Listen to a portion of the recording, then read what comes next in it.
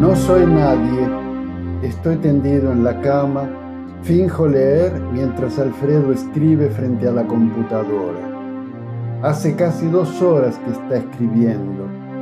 Se ha ido encorvando con los años y para ver mejor o por ansiedad frente al texto, aproxima la cabeza a la pantalla. Hace pensar en un insecto gigantesco atraído por la luz blanca del monitor.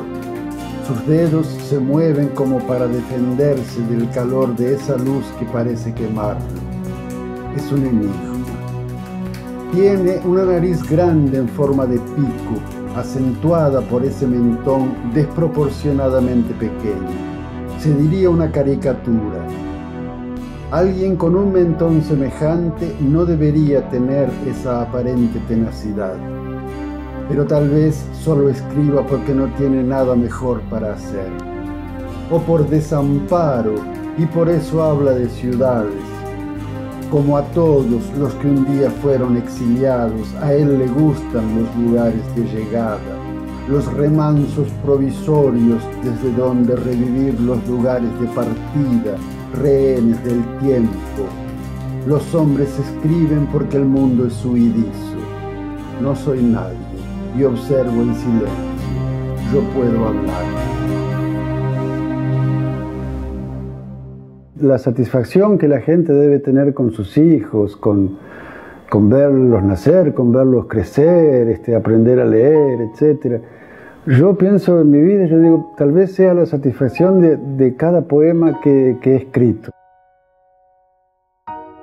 Yo no sé de dónde vienen los poemas. Hay partes de mí que saben, yo sé construir un poema, hay una técnica que se va creando, que uno va desarrollando, pero en el fondo, ¿de dónde vienen? ¿Por qué vienen? No sé. La respuesta no sé.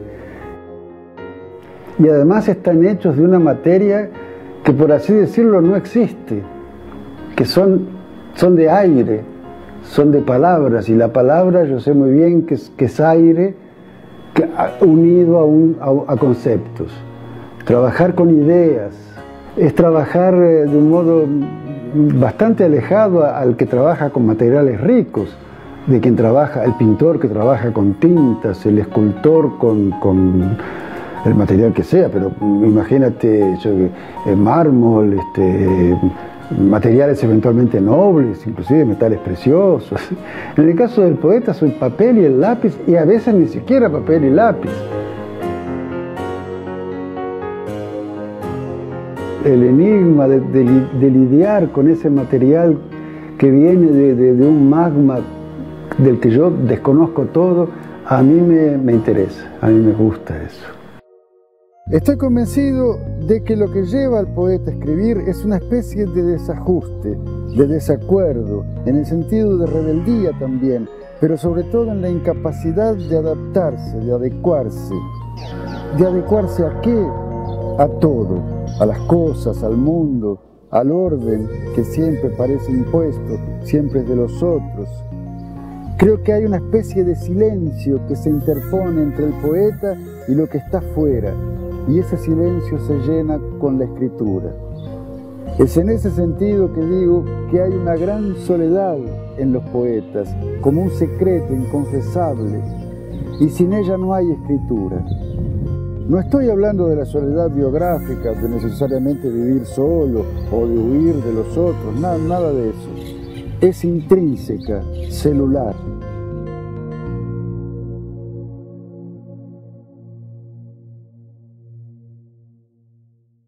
Se escribe porque el mundo es insuficiente. Si yo estoy en un estado de plenitud, no tengo por qué escribir. No tengo ningún motivo para escribir, ni para pintar, ni para nada. ¿Para qué? Estoy en una especie de paraíso que me he creado, ¿no? que en la práctica pienso que casi no existe, pero no sería el caso de escribir. El arte existe porque vivimos en la carencia, en lo insuficiente, en lo que pide el complemento de lo que llamamos creación artística. Y pienso particularmente en Caín, en el sentido que Adán fue el primer desterrado, perdió el paraíso, pero Caín fue el primero en ser un errante. Cuando él comete el crimen, Yahvé lo condena a errar por el mundo. Y él erra por el mundo y va a construir ciudades, algo que me gusta mucho. Ahí está la creación, uno crea algo porque es un ser errante, porque está exiliado. Y bueno, nada, ese es el sentido que le doy a la carencia desde la cual se escribe.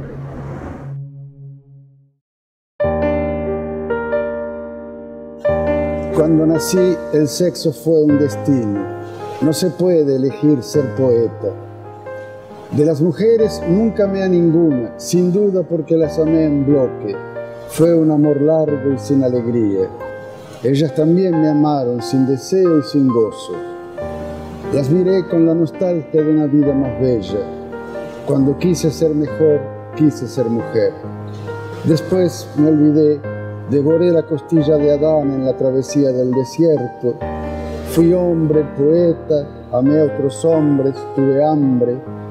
Llegué a la playa de este mar eterno al sur del Brasil. Mi olor es de sal virgen y de yodo azul. Sé que una mujer devolverá al mar el pez con una moneda en la boca. Ella escribe mi poema, yo aguardo. Yo nací en la calle Minas, entre Miguelete y La Paz. Era un barrio muy lindo, yo nací en el año 48. Y era un barrio muy pujante, había muchos talleres, yo lo recuerdo con esa especie de descubrimiento del mundo, de un niño, ¿no? De manera que allí crecí en una familia, nací en una casa que era una fábrica. Una fabriqueta. Y siempre a veces pienso si no será alegórico, si después tuve que trabajar tanto en la vida, si no tendrá que ver con ese nacimiento en una fábrica. Fíjate que mi padre pertenecía a una familia de italianos, los Fresia son del lago de Como, y estos italianos tenían una fábrica textil, hacían productos de playa.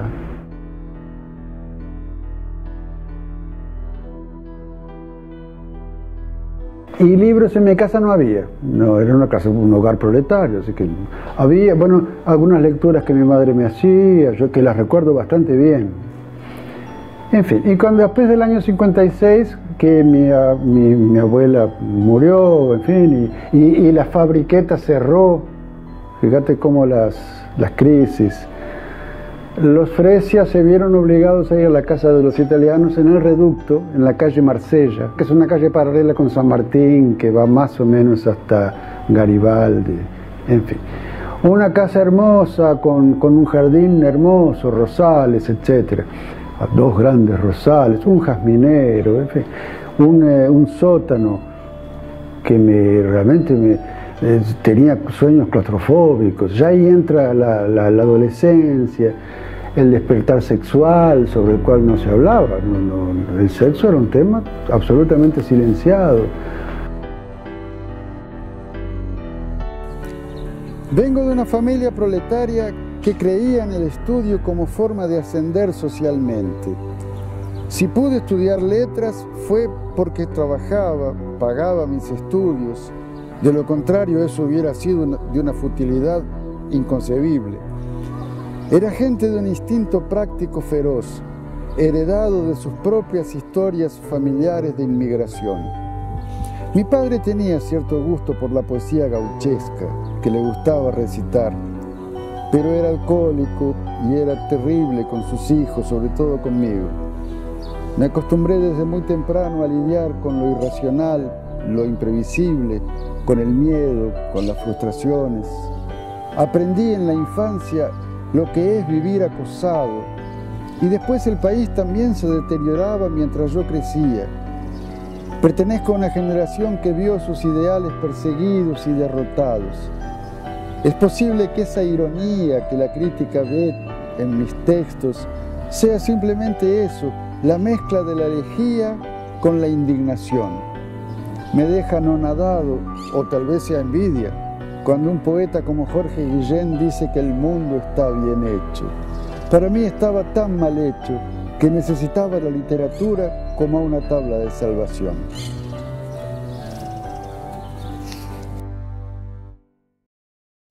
Yo sabía que alguien me acechaba, alguien me observa frente al mar, porque soy y seré sin para qué.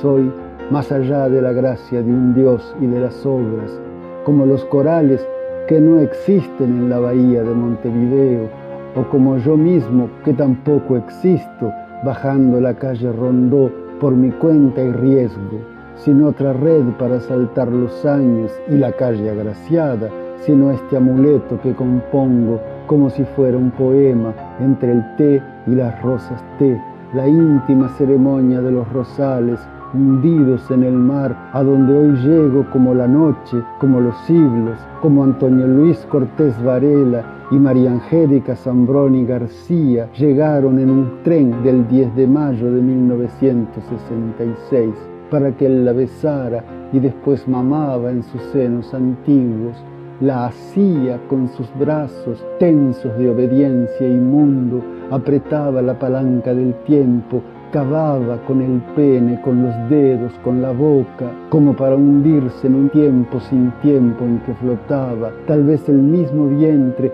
o aún antes, y lloraba de placer, decía. Lloraba frente al cuerpo, intransponible y dócil, y el coral del semen se le abría para entregar la semilla que si germinara haría nacer al mismo hombre que baja la misma calle Rondó, siempre el mismo, desde la caverna o antes, o desde las bóvedas de la ciudadela, donde ahora me refugio, acuno a mis hijos no nacidos y me abrazo a las rodillas de todas las estatuas en la estación central, para que no me expulsen, ni impregnen mi tierra con sal estéril, ni maldigan otra vez mi estirpe por las 7 generaciones que vigilan mi poema y vuelva a cumplir mi ceremonia.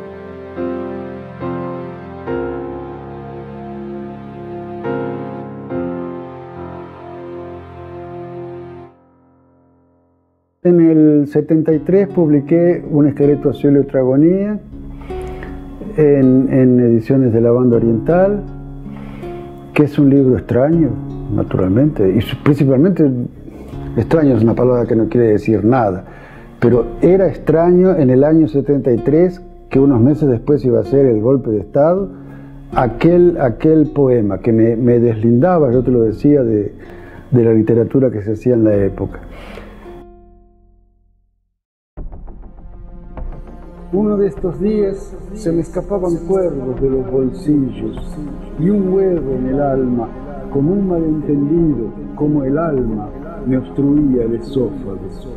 Victimario de los cuervos, antes huevo y alma, ellos me anulaban como a un muerto.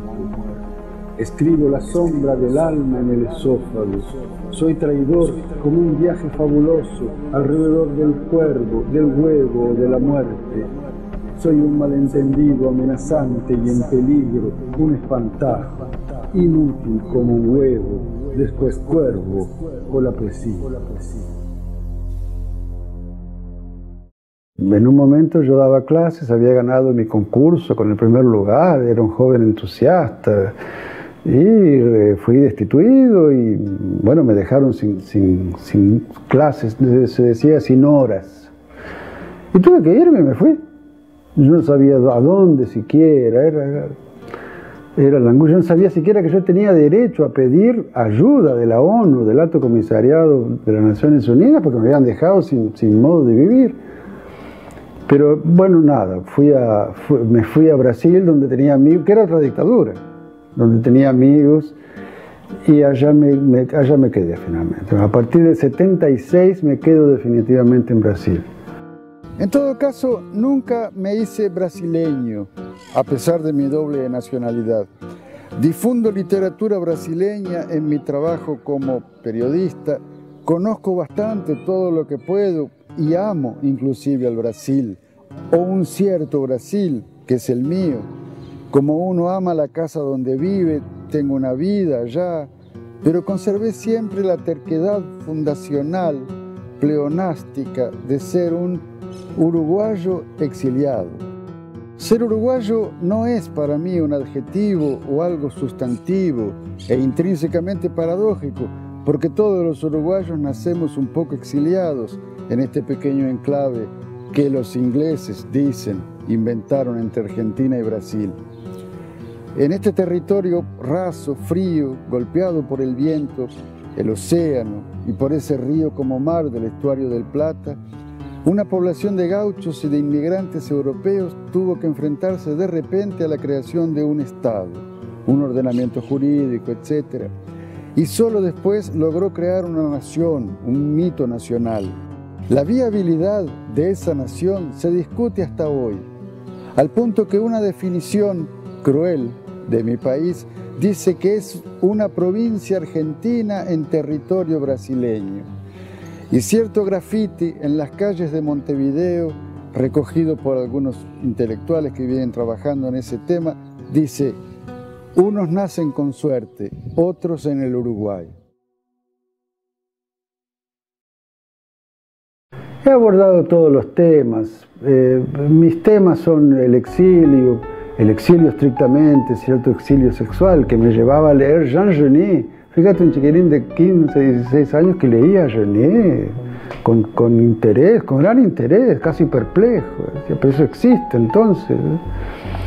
Leía a Gide, fíjate, leer a Gide, a Julian Green, ya con 16, 17, ni te hablo, bueno, 18. Proust no, yo demoré para leer Proust.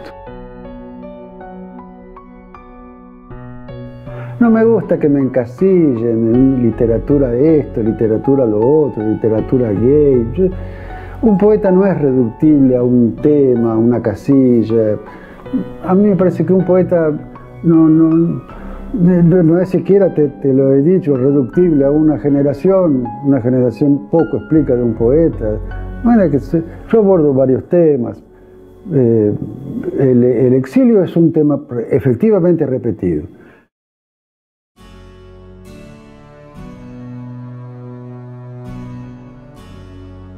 Domingo por la tarde ya es la hora de contemplar la ausencia de mi rostro 7 días postergado.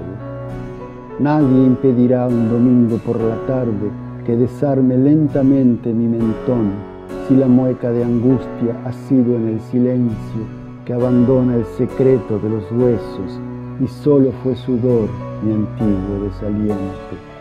En el vacío de este cuarto y de Beethoven, la muerte mueve el ajedrez de cada una de mis vértebras. Puedo enredarme las venas este día hasta invertir el curso de la sangre. Puedo oír la callada sinfonía en mi cuerpo, entonando el regreso hasta su ausencia. Puedo morir un domingo por la tarde, 7 días detrás de mi esqueleto. Ya en 1968, y escribí mi primer poemario en ese tiempo, tenía entonces 20 años, ese personaje que me inventé me ayudaba a sobrevivir. Yo era un muchacho muy grande, muy flaco, muy masculino, y decía con desdén, soy homosexual. Provocaba el horror del Partido Comunista y naturalmente militaba con los anarquistas, de quienes estaba mucho más próximo, porque el partido veía en los homosexuales una especie de forma final de decadencia burguesa, lo que en mi caso era casi cómico, vista mi extracción proletaria. Tengo nostalgia de ese personaje rebelde, estudiosísimo, militante, criatura de un tiempo en que teníamos confianza en la revolución y proyectos tan claros, tan claros.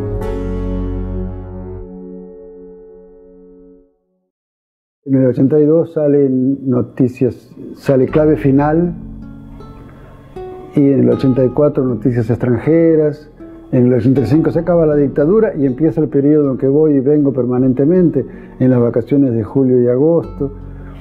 Ahí es el periodo en que voy mucho a Francia, en los años 80. Tengo mis grandes amigos, que eran Juan Introino en Montevideo y Jean-Francis Monnier, todos muertos ahora. Si se acepta que cuando se ha perdido todo, solo queda el discurso, y es por eso que uno escribe, entonces entenderás que es por eso que la vejez, cuando uno siente realmente el desamparo, ahí es cuando más quiere escribir. Además, la presencia de la muerte. Escribir es desafiar a la muerte también.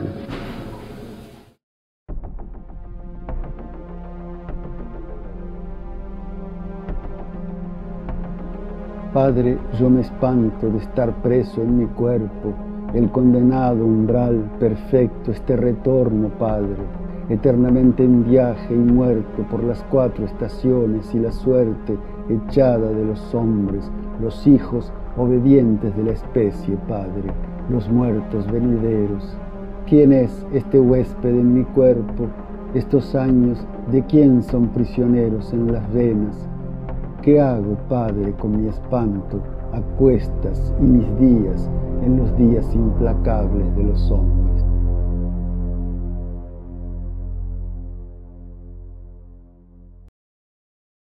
Lo que más importa y lo que más siento yo es cierto cariño de algunos lectores, de algunos grupos de lectores, cartas cariñosas que me emocionan a veces, te lo confieso, de lectores de México, de Colombia, de Chile, en algunos casos de Uruguay, de Brasil, y a mí me toca profundamente. Pienso que en el fondo lo que se deja, yo siempre supe que nunca iba a juntar plata, nunca sería rico, pero no sabía que iba a cosechar un cierto cariño de la gente, de los lectores. Eso no lo sabía, y lo estoy sabiendo y lo estoy aprendiendo cada día, y me deja realmente emocionado. De familiares y me quedo muy solo. Bueno, sin embargo voy a decirte una obviedad.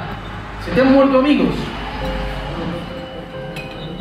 Acá hay 40 nuevos. Sí, yo sé. 40 razones para que... Además tengo otros amigos muy queridos, inclusive aquí presentes. Un poeta como Ojeda. Pero yo no sabía que era tan actor y tan excelente actor. No porque esté representando un papel de hecho, sino por la capacidad oratoria y por la hipérbole. Miro para atrás y me siento relativamente bien. Naturalmente nadie se siente perfectamente bien, pero siento que dentro de mis posibilidades hice lo que era humanamente posible.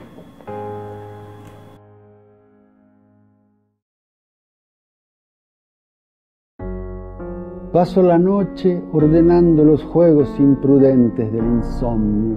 Hago madejas con los hilos de seda sueltos en mi San Benito. Digo piedad. Tejí entre las costillas las dos alas de San Andrés, punto cruz de un viejo talismán contra el remordimiento. Llovió. Oigo la gotera en la cocina mientras rezo para que surjan otra vez brillantes, madre mía, las murallas de Ur, húmedas sobre la arena, la sábana tibia de mis hecatombes, gansos que degollé en el Capitolio.